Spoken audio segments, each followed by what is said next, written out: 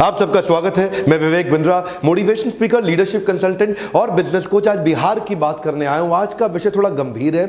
गंभीर इसलिए है क्योंकि सबसे बड़ी ग्रोथ वहीं होती है जहां पे सबसे ज्यादा कमजोरियां दिखाई पड़ती हों।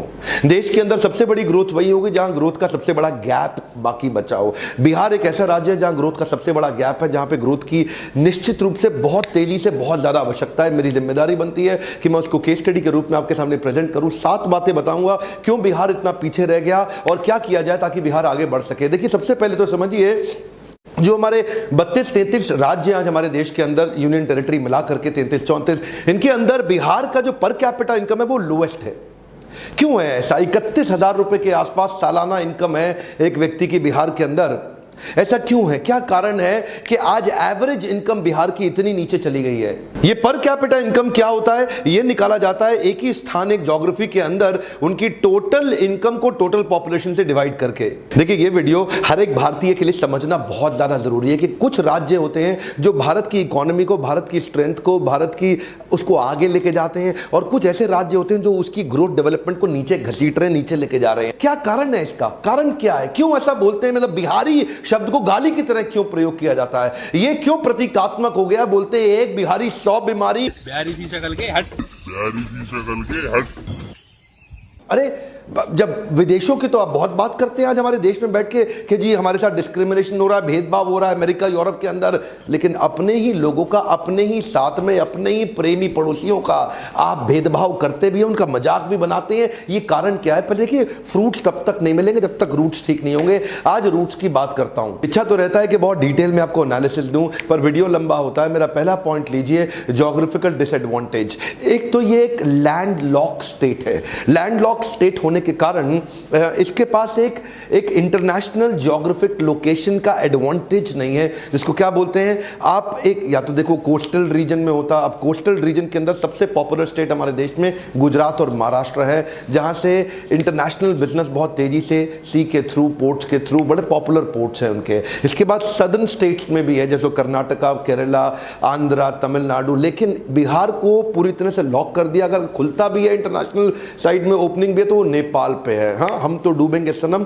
तुम्हें भी ले डूबेंगे। अब इसके कारण ग्लोबल एक्सेस मिलता नहीं है, ट्रांसपोर्टेशन कॉस्ट बढ़ जाती है। बिहार का एक रीजन ऐसा है जहां सूखा पड़ जाता है, दूसरा रीजन ऐसा है जहां बाढ़ ज्यादा आ जाती है। अब क्योंकि इसके कारण लोगों को बिहार छोड़ के बाहर निकलना पड़ता है अपनी लाइवलीहुड के लिए। अगला पॉइंट है no major industry.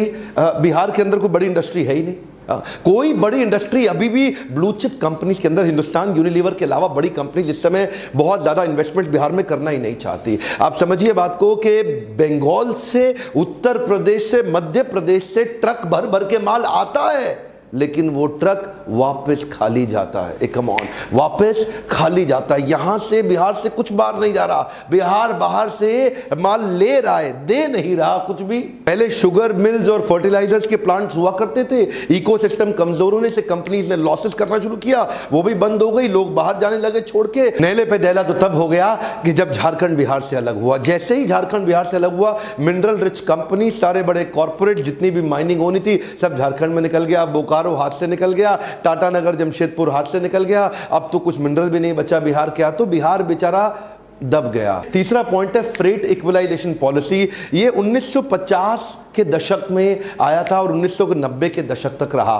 Freight equalisation policy के हिसाब से, तब उस समय झारखंड बिहार जब एक ही था ना, तो जितना भी मिनरल निकलता था उसको ट्रांसपोर्ट करके अपने स्टेट में लाने के लिए सेंट्रल गवर्नमेंट ट्रांसपोर्टेशन पर सब्सिडी देती थी। तो बड़ी कंपनी, इंडस्ट्रियल लोकेशन और कोस्टल ट्रेड हब वहीं रह के अपनी कंपनी रन करते थे, वहीं अपने मैन्युफैक्चरिंग सेटअप, वहीं अपना सारा काम लगाते थे। और मिनरल उठा करके, जो मिनरल रिच प्रदेश था जिसको बोलते हैं बिहार, जब झारखंड भी एक ही था, तो यहां से मिनरल उठाया और वहीं ले गए। अरे भाई, करना क्या चाहिए था? इनको इंसेंटिव देना चाहिए था कि तुम बिहार में ही अपनी कंपनी सेट करो। पर ये क्या करते थे? इनको ट्रांसपोर्टेशन के ऊपर दे दिया इंसेंटिव कि उठाओ माल, बिहार से लेके बाहर निकल लो। सब आए, माल उठाया बिहार से, उठा के लेके सब बाहर निकल गए। अब बिहार का माल लेके सब चले गए बाहर।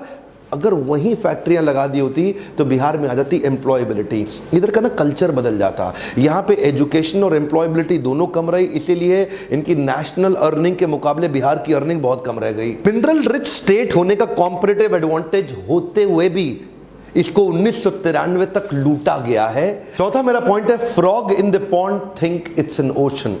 इसे क्या बोलते हैं? इसे बोलते हैं कुएं का मेंढक। जो कुएं का मेंढक है ना, वो उस कुएं को समुद्र समझता है। तो जो बिहार का आदमी है ना, वो सिविल सर्विसेज को ही सब कुछ समझता है। उसके लिए जिंदगी सिविल सर्विसेज ही है सब कुछ। IAS IPS IFS बन जाऊं, सरकारी नौकरी मिल जाए, रेट लिस्ट तय कर दिया, तेरी सरकारी नौकरी, तेरे को दहेज में इतना पैसा मिलेगा। इनको क्या लगता है, सरकारी नौकरी मिल गई, IAS ऑफिसर बन गया, एक टेबल के ऊपर तो लेगा, नीचे से भी लेगा। और क्या सोचते, ये एक्चुअली बिहार में ना कल्चर बन गया। ये देखते थे अपने आसपास, ये देखो ये बाबू है, IAS अफसर है, अब बिजली तो आ नहीं रही है, लेकिन सरकारी जनरेटर पे इसके घर में 24 घंटा बिजली रहती है। तो एक एस्पिरेशन सोशल प्रूफ के साथ बनता चला गया पूरे प्रदेश के अंदर। अच्छा, क्रेज इतना ज्यादा हो गया सिविल सर्विसेज का कि अब अगर कोई व्यापार करने निकले भी ना, तो वो क्या बोलते हैं, ए चौबे जी छब्बे बनने निकले, दूबे बन के लौटे। दैनिक भास्कर का मैं एक आर्टिकल पढ़ रहा था, क्या कहते हैं, पॉपुलरली बिहार के अंदर रेट लिस्ट तय कर दी गई है। IAS अफसर है, इतने का दहेज मिलेगा। IAS अफसर को 1 से 3 करोड़ का दहेज मिल जाता है, IPS को 80 लाख से 2 करोड़, IRS IFS को 50 से 80 लाख मिलेगा, थोड़ा कम मिलता है बेचारों को। इंजीनियर PSU PCS ऑफिसर बन जाए, 40 से 80 लाख मिलेगा। एक्चुअली इसमें जात पे भी डिपेंड करता है, ऊंची जात को 80 लाख, नीची जात को 40 लाख। बैंक PO, दरोगा, स्टेशन मास्टर 15-20 लाख ले लेगा। सरकारी पियोन भी खाली हाथ नहीं जाएगा, वो भी 5 लाख रुपए तो निकाल लेगा दहेज के। ये क्या हो गया, ये सरकारी नौकरी ही सब कुछ है। एक बिहारी आदमी के लिए वो क्या कहते हैं, कहीं सूखा कहीं बाढ़, ना मिले नौकरी ना व्यापार, तो सरकारी नौकरी सब कुछ है। अभी बिहार को मैं और समझ ही रहा था कि इतने में किसी ने मुझे डाउरी कैलकुलेटर भी दिखा दिया। उसमें अपनी उम्र लिखो, कास्ट लिखो, क्या हो तुम, और उसके बाद लिखो प्रोफेशन कैसा है, मंथली सैलरी कितनी है, कहां पे काम कर रहा है, दिखने में कैसा, गोरा चिट्टा काला, हाइट कितनी है, पहली शादी है कि दूसरी शादी है, माता पिता क्या करते हैं। इससे क्या होगा, आपका डाउरी कैलकुलेटर निकल के आ गया कि कितना दहेज मिलेगा। इन्हीं चीजों ने मार दिया है हमारे देश को। आज भी हमारे देश में ऐसे संस्कार है कि दहेज की कमाई पे लाड टपकती है कि तेरे को कितना मिला, मेरे को कितना मिला, गाड़ी कौन सी आई। मेरा 5वां पॉइंट है, Bihar is famous for caste politics. Caste politics का मतलब क्या हुआ, इधर कास्ट पॉलिटिक्स ज्यादा चलती है, डेवलपमेंट पॉलिटिक्स कम चलती है। अच्छा देखो, हर चीज के फायदे नुकसान भी होते हैं। कास्ट पॉलिटिक्स का कुछ फायदा तो है। फायदा यह है कि पहले यहां पे जो ऊंची कास्ट होती थी वो नीचे वालों को बहुत दबाते थे पैसे से। अब वो उनको पैसे से दबाते थे, तो ये सोचे कि हम लोग जो है ना, सत्ता की पावर से, पॉलिटिक्स की पावर से अपने आप को खड़े करें, हमारे पास पैसा नहीं है। तो ये छोटी छोटी कास्ट के लोग इकट्ठे हुए और इन लोगों ने अपने आप को ऊंची जात के लोगों के सामने अपने आप को ताकत से खड़ा किया। तो कुछ फायदा होता है, निश्चित रूप से होता है।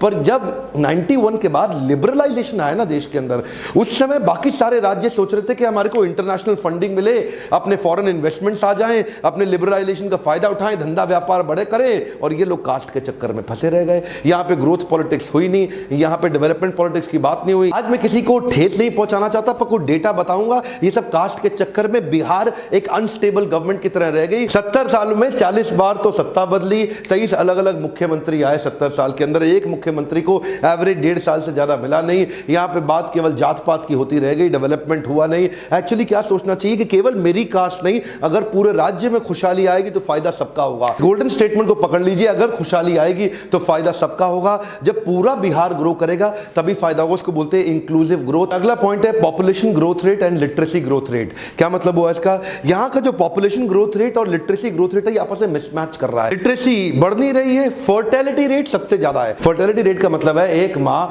एवरेज सबसे ज्यादा अपने जीवन काल में बच्चों को जन्म बिहार की माँ देती है। बाकी बहुत सारे राज्य ऐसे हैं जहां पे पढ़े लिखे राज्य हैं, वहां पे एक माँ 2 से ज्यादा बच्चों को नहीं जन्म देती है, पर बिहार का सबसे ज्यादा। बिहार में भी 2 हिस्से हैं, एक जहां पे बिल्कुल पिछड़ी हुई जाती है, जहां बिल्कुल पढ़ाई नहीं किया, बिल्कुल शिक्षा नहीं है, ज्ञान नहीं है, वहां एक माँ 4 से 5 बच्चों को जन्म दे रही है, और जहां थोड़ी बहुत पढ़ाई करी गई वहां 3 बच्चों को। इसके कारण क्या हुआ, पॉपुलेशन बहुत ज्यादा और एजुकेशन बहुत कम। ध्यान दीजिए, कम ऑन, पॉपुलेशन सबसे ज्यादा तेज बढ़ा रहा है बिहार और एजुकेशन सबसे कम है, क्योंकि लिटरेसी रेट यहां पे 63% के नजदीक रह गया। बिहार का लिटरेसी रेट यानी कि जो पढ़ाई का, शिक्षा का दर है, सबसे कम है। नालंदा यूनिवर्सिटी जो विश्व की सबसे पहली, सबसे पॉपुलर, उसके होने के बावजूद, सबसे ज्यादा IAS प्रोड्यूस करने के बावजूद, यहां का एजुकेशन का जो एवरेज स्तर है ना, वो अच्छा नहीं हुआ। जो बहुत ही मेधावी, बहुत बुद्धिमान छात्र हैं, वो सबको छोड़ के आगे निकलने की कोशिश तो कर रहे हैं बिहार के अंदर, लेकिन वो कोशिश बहुत कम लोगों के अंदर है और बहुत सीमित जगह पे है। उसके नए एवेन्यूज नहीं खोले जा रहे। अगला मेरा पॉइंट है education and employability is directly proportionate to earnings. इसका क्या अर्थ हुआ, समझिए बात को। पॉपुलेशन से असर आता है एजुकेशन पे, एजुकेशन से असर आता है एम्प्लॉयबिलिटी पे। अब क्योंकि पॉपुलेशन बहुत ज्यादा है तो एजुकेशन उतनी हो नहीं पा रही है कवर, और उसके कारण एम्प्लॉयबिलिटी नहीं आ रही, क्योंकि स्किल बिल्डिंग एक्चुअल बिहार के अंदर जितनी होनी चाहिए थी वो हुई नहीं। अब थोड़े से कुछ आंकड़ों को देखते हैं इस पर कैपिटा इनकम के चार्ट को। 1950 से 51 तक बिहार का 204 रुपए था और पूरे देश का 265 था। 2013 तक बिहार बढ़ के 28,000 तक पहुंचा, लेकिन इतने में भारत बढ़ के 75,000 पे पहुंच गया। जिस स्पीड पे पर कैपिटा इनकम बिहार में बढ़ती है उससे कई गुना ज्यादा स्पीड पे ऑल इंडिया एवरेज आगे बढ़ जाती है। उनमें भी कुछ स्टेट्स हैं जो बहुत तेज आगे हैं, जैसे कि गोवा है और यूनियन टेरिटरीज में दिल्ली है। उसके बाद सिक्किम, हरियाणा, केरला, महाराष्ट्र, कर्नाटका। यहां पे एवरेज आदमी की इनकम बहुत अच्छी, लेकिन बिहार में एवरेज इनकम केवल 31,000 रुपया रह गई साल की। सिर्फ समस्या ही नहीं है, बहुत सारी अपॉर्चुनिटीज भी हैं, लेकिन यहां एजुकेशन पे फोकस और एटीट्यूड का बदलाव बहुत जरूरी है बिहार के अंदर। अनिल अग्रवाल तो आप जानते ही है ना, वेदांता ग्रुप के मालिक, केन्स वेदांता, आज one of the top 10 Indian rich people इनकी लिस्ट में इनका नाम आता है। ये बिहार से निकल के आए हैं। रविंद्र कुमार सिन्हा को नहीं जानते आप? SIS सिक्योरिटी इंटेलिजेंस सर्विस, सबसे बड़ी देश की सिक्योरिटी कंपनीज, इनके IPO भी निकले और इनफैक्ट इनकी कंपनी बहुत तेज ग्रो कर गई। बहुत सारे ऐसे व्यापारियों को जरूरत है जो एम्प्लॉयबिलिटी जनरेट करके दे सके। वो मानसिकता से बाहर आना है कि भैया सरकारी, मेरे को तो सरकारी, इस मानसिकता से बाहर निकल के वो सारी बिजनेस और ग्रोथ अपॉर्चुनिटीज प्रोड्यूस करनी है। सबसे ज्यादा ग्रोथ वही होगी, लेकिन मैं वहां ध्यान देना चाहता हूं जहां कोई ध्यान नहीं देना चाहता। इसलिए मैंने बिहार पे केस स्टडी बनाया।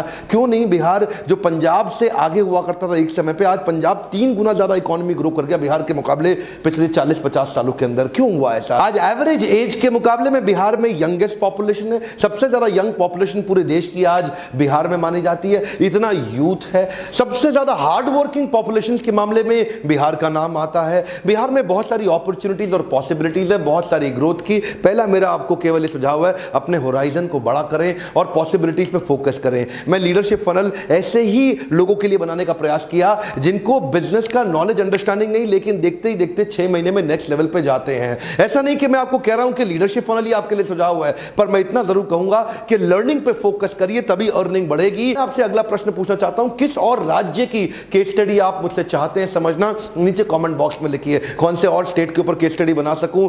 बिहार को आगे लेके जाना न केवल मेरी बल्कि इस देश में हर व्यक्ति की जिम्मेदारी है। बिहार के लोगों तक, हमारे प्यारे भाइयों तक ये वीडियो को पहुंचाइए, ताकि उनके अंदर शायद हो सकता है ये इंस्पिरेशन की चिंगारी जाग जाए।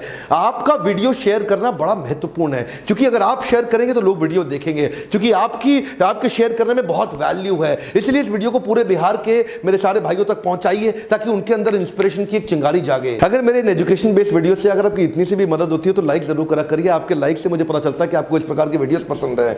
मैं सोचता हूं कई प्रकार के लोगों पे वीडियो बनाऊं, गुजराती पे बनाऊं, कभी सोचता हूं सिंधी पे बनाऊं, मारवाड़ी पे बनाऊं, कितनी तरह की केस स्टडीज बनाने का मेरा मन करता है। पर एक बात रिक्वेस्ट करूंगा, अपने आसपास हर व्यक्ति से सब्सक्राइब कराइए, और कम से कम बिहार के अंदर हर आदमी को बोलिए सब्सक्राइब करने के लिए। बिहार की पॉपुलेशन आज 10 करोड़ की है, one of the largest populated state in the country, जिसकी अगर ग्रोथ हो गई तो पूरा देश बदल जाएगा। मेरे साथ जुड़े रहने के लिए, वापिस आके हर वीडियो को देखने के लिए प्रेम पूर्वक हर बार की तरह फिर से इस बार आप सबका बहुत बहुत धन्यवाद।